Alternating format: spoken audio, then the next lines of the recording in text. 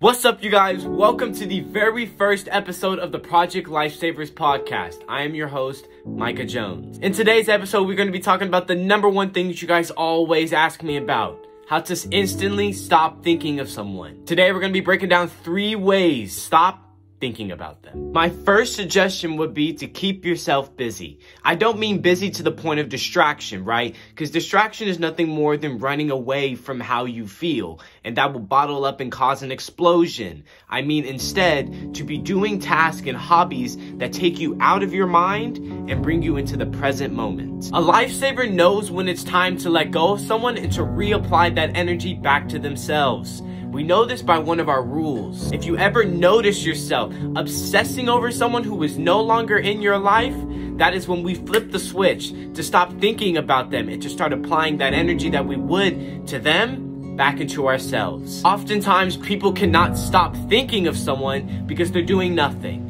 They're staying home, they're not keeping themselves busy, therefore leaving only time for their mind to wander, and to wander back into the past. I cannot stress to you how important it is to have access to the things that bring you joy. Because when you have things in your life that bring you joy, such as activities or hobbies, you then can do those things to fill in that time that you would spend thinking of them. Because these activities can get you out of your mind and get you focused back on that activity. My second suggestion would be to start practicing creating new experiences. No, I do not mean with another person. I mean simply doing the things that you like to do. Try out that new hobby that you've been putting on hold this entire time. Or maybe change up your routine. All of these will create new experiences, which is really important when it comes to letting go of someone, especially to stop thinking of them. In the Lifesavers community, we have a saying: it is not about moving on from the past,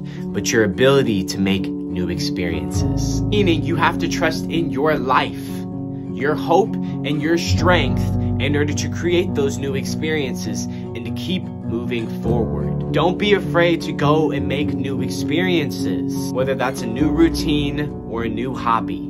Go and make it happen. My third suggestion, which is an exercise of perspective, is much simpler to grasp, that I teach to my Lifesavers community all the time. Never let someone live rent-free in your head, especially if they're not paying to be there. For example, if you're struggling getting over your crush that doesn't like you back, or your cheating ex, your crush or cheating ex is not giving you any value staying in your head rent-free. They're actually doing the opposite of that. They're nothing more than creating emotional harm every single time that you think about them. A way to get over this is by putting this into perspective. You need to stop personalizing the actions of what they did to you.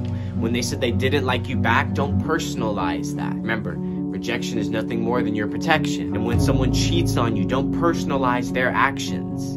It's not as if they were doing that to hurt you specifically. They just simply were choosing their own self-interest over the respect of the relationship. And as far as your crush goes, stop personalizing a fantasy that is no longer ever going to exist. When you recreate in your head all of those scenarios and all of the things that could have been, that's past. And you're looking in the wrong direction if you're trying to heal and move forward and grow stronger. And the way that you move and grow stronger is by trusting in your life, your hope, and your strength. In neuroscience, they explain it like this: your brain does not know the difference between something that you create in your mind and something that is happening in front of you. So when you're constantly thinking about your ex cheating on you, or when your crush rejected you, creating the same emotions that you would in that exact experience if it happened right now in front of you. When I started to look at things this way, it allowed me to stop personalizing things that have nothing to do with me,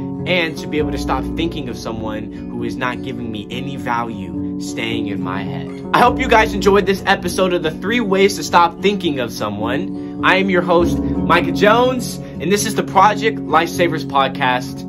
Take care.